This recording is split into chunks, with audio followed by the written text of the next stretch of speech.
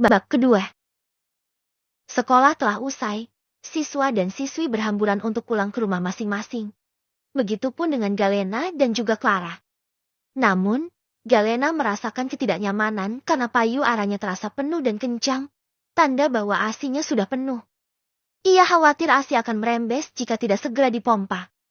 Benar saja, baju bagian dadanya mulai basah. Cepat-cepat, Galena menutupinya dengan tas untuk menghindari perhatian teman-temannya. "Kenapa, Nah?" tanya Clara yang melihat Galena nampak gelisah. Galena berusaha menenangkan diri. "Gak apa-apa, lo duluan aja. Gue ke toilet dulu." Clara menawarkan bantuan. "Mau gue antarin?" Galena tersenyum. "Gak usah, lo duluan. Gue lagi mau berak," katanya dengan ahilan pelan. "Oh ya udah gue duluan ya. Hati-hati, Clara." Clara sudah berlalu dari kelas. Galena segera pergi dari kelas menuju toilet dengan sedikit berlari karena ia merasa dadanya semakin terasa sakit. Bruk! Saat di belokan koridor, ia tak sengaja bertabrakan dengan seseorang yang membuat ia terjatuh ke lantai yang keras. Dan tanpa ia sadari tas yang ia pegang untuk menutupi dadanya yang basah itu pun terjatuh. "Aduh pantat bohai gue sakit banget," keluhnya sembari mengelus-elus pantatnya yang terbentur lantai dengan keras. "Jangan lihat-lihat dong. Sakit di pantat gue." Kesalnya pada orang yang menabraknya tanpa melihat siapa orang yang masih berdiri tegak di depannya itu. "Lo yang asal nabrak gue," ujar orang di depan Galena dengan nada dingin. Galena mengenali suara ini. Galena mendongak dengan pelan-pelan dan yak mata Galena bertemu dengan Davandra yang menatapnya dengan dingin. Namun, pandangan Davandra tidak pada wajahnya, melainkan pada dadanya yang terbuka. Galena merasa malu dan kesal. Ia buru-buru menutupi dadanya dengan tas, menyembunyikan baju basah dan bra hitam yang tembus pandang. "Apa yang kakak lihat? Dasar mesum!" Galena berteriak. Wajahnya merah padam. Ia segera berdiri dan berlari ke toilet. Tidak peduli dengan Davandra yang masih tercengang. "Aduh gila, dia pasti lihat dada gue." Menolongnya. Ia segera masuk ke dalam bilik salah satu kamar mandi. Di dalam bilik, Galena menghela napas lega dan segera memompa payudaranya yang terasa kencang dan sakit.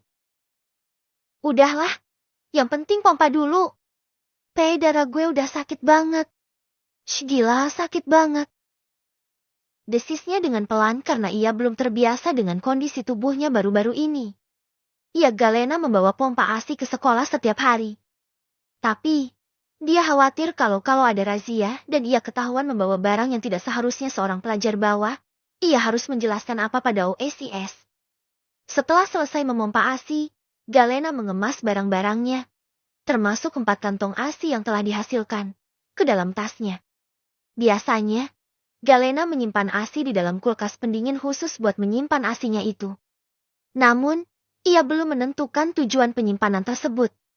Bahkan, beberapa kali ASI yang disimpan di kulkas harus dibuang.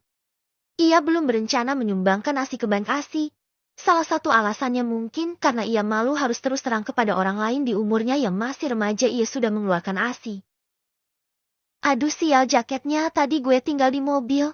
Udah gitu nggak bawa bra ganti lagi." Ia kesal atas kecerobohannya sendiri. Sudah tahu dengan kondisinya yang sekarang, ia malah ceroboh meninggalkan jaketnya yang akan berguna kapan saja itu di dalam mobil. "Udahlah, tutup pakai tas lagi aja." Ia segera keluar dari dalam toilet dengan memeluk tasnya untuk menutupi dadanya yang basah itu.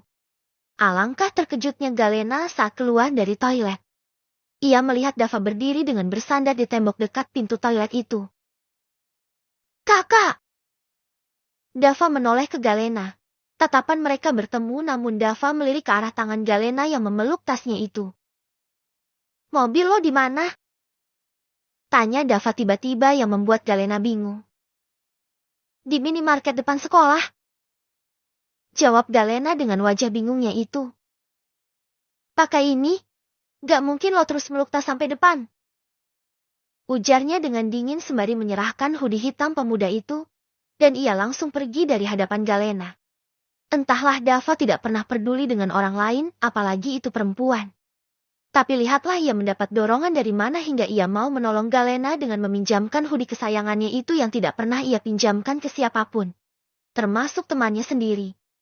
Galena menerima hoodie itu dengan bingung. Hah? Dia minjemin gue ini hoodie. Galena sekarang tampak seperti orang bodoh. Ya udahlah daripada meluk tas terus malah bikin curiga orang. Tumben ketos nyebelin itu baik sama gue. Galena masuk lagi ke dalam toilet untuk memakai hoodie itu. Sedangkan Dava kini telah sampai di parkiran. Terlihat dua temannya sedang menunggu ia untuk pulang. Lama banget Dav ngapain aja? Tanya Alvin salah satu teman Dava. Toilet. Jawabnya singkat. Hah? Toilet ngapain? Tanya Raka gak jelas. Lo kalau ke toilet biasanya ngapain? Makankah atau minum? Ujar Alvin yang gergetan sendiri dengan temannya yang satu itu. Ya buang air lah. Raka. Itu lo tahu. Alvin. Cabut. Ujar Dava segera menaiki motornya dan diikuti oleh kedua temannya itu. Mereka segera meninggalkan parkiran SMA Harapan Bangsa untuk pulang. Sedangkan Galena di dalam toilet, ia sudah memakai hoodie hitam yang nampak kebesaran itu. Bahkan hoodie itu menenggelamkan tubuhnya hingga rok yang ia pakai terlihat ujungnya saja. Gede banget. Menolongnya. Udahlah ayo pulang. Galena melangkah keluar dari toilet dan ia harus berjalan hingga minimarket depan sekolahan untuk mengambil mobilnya itu. Galena sampai di rumahnya dengan selamat. Ia melihat mamanya sedang menonton TV di ruang keluarga. Mana Nana pulang? Ujarnya dan berhamburan ke pelukan mamanya itu. Dan Nana salah panggilan kecilnya dari keluarganya. Sayang kayaknya capek banget. Mama serah memeluk anaknya dengan sayang. Iya tadi di sekolah rembes lagi. Adunya kepada sang mama. Terus gimana? Udah kamu pompa? Tanya mama serah. Udah tadi pulangnya.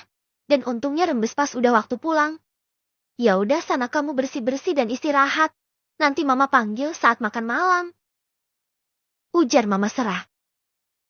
Iya mah. Nana ke atas dulu. Cuk. Galena pergi ke kamarnya untuk bersih-bersih dan istirahat karena tubuhnya terasa sangat lelah. Sedangkan di tempat lain, lebih tepatnya di markas Zonix. Zonix adalah perkumpulan pemuda yang terkenal di kawasan kota itu dan sekitarnya. Zonix, perkumpulan pemuda yang sering melakukan kebaikan kepada para penduduk. Meskipun terlihat santai, geng Zonix tetap memiliki sisi liar. Mereka suka ikut balapan dan melakukan kegiatan berisiko lainnya. Mereka tidak suka memulai konflik, tapi akan bertindak jika ada yang memicu mereka. Geng ini dipimpin oleh Davandra, atau Dava, dan di bawah kepemimpinan Dava geng ini memiliki semangat dan solidaritas yang kuat. Ya sekarang Dava dan kedua temannya sedang berada di markas Zonix untuk membahas kegiatan donasi ke salah satu panti yang berada di kota Bandung. Ia memang jauh dari tempat mereka sekarang berada. Donasi kali ini harus berjalan dengan lancar seperti biasanya. Ujar Dava. Kalian harus jaga kondisi. Apalagi daerah Bandung dingin gak seperti Jakarta. Jelasnya dengan nada dingin. Kapan kita berangkat, Dav? Tanya salah satu dari mereka. Akhir pekan kita berangkat. Jawabnya. Kak beritahu anggota yang di Bandung. Akhir pekan kita ke sana. Siap bos antara gue telepon Kafka atau Heru. Jawab Raka. Untuk kalian yang punya waktu luang, mohon bantuannya untuk membeli barang-barang yang akan kita donasikan. Dav kemarin ada donasi pakaian yang masuk ke sini. Ujar salah satu dari pemuda yang ada di sana. Barangnya gimana? Tanya Dava.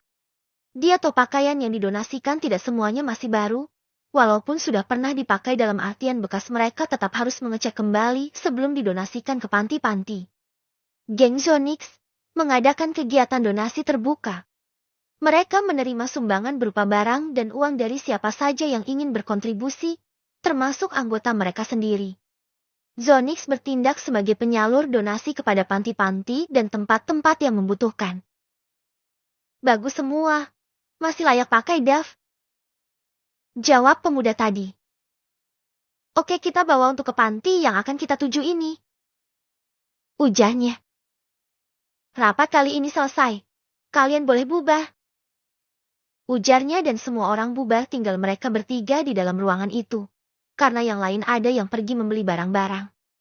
Geng Zonix hanya berisi sekitar 350 anggota, itu pun hanya di daerah Jakarta. Sedangkan di daerah lainnya juga ada beberapa anggota. Tidak semua anggota masih bersekolah. Tapi mengapa yang menjadi ketua malah Dava yang masih sekolah? Alasannya, Dava bersama dua temannya adalah pendiri perkumpulan ini. Anggota lainnya sepakat memilihnya karena kepemimpinannya yang luar biasa. Dava bersandar di punggung sofa. Ia terlihat tampak lemah sekali, seperti sudah tidak ada tenaganya. Davo nggak apa-apa? Tanya Alvin. Minum. Ucap Dava dengan mata terpejam. Alvin dan Raka tahu apa yang dimaksud minum oleh sahabatnya itu. Segera Alvin mengambilkan tumbler air milik Dava. Tumbler air yang memiliki bahan tahan panas dan dingin. Jadi, jika diisi dengan air es maka tidak mudah mencair dan kehilangan rasa dinginnya itu. Nih, Dav. Alvin menyerahkan tumbler minum itu ke Dava. Alvin dan Raka tahu akan kondisi Dava yang seperti ini. Jadi, jika Dava meminta minum saat kondisinya seperti ini, mereka tidak bisa memberikan minuman dengan asal. Mereka pasti akan selalu memberi minuman yang selalu Dava bawa dari rumahnya itu. Dava meletakkan tumbler minumnya ke atas meja setelah ia selesai meneguk minuman yang ada di dalamnya itu. Setelah ini gue pulang. Ujar Dava. Perlu kita antar gak, Dav? Tanya Raka khawatir melihat temannya itu lemas. Gak usah, gue bisa.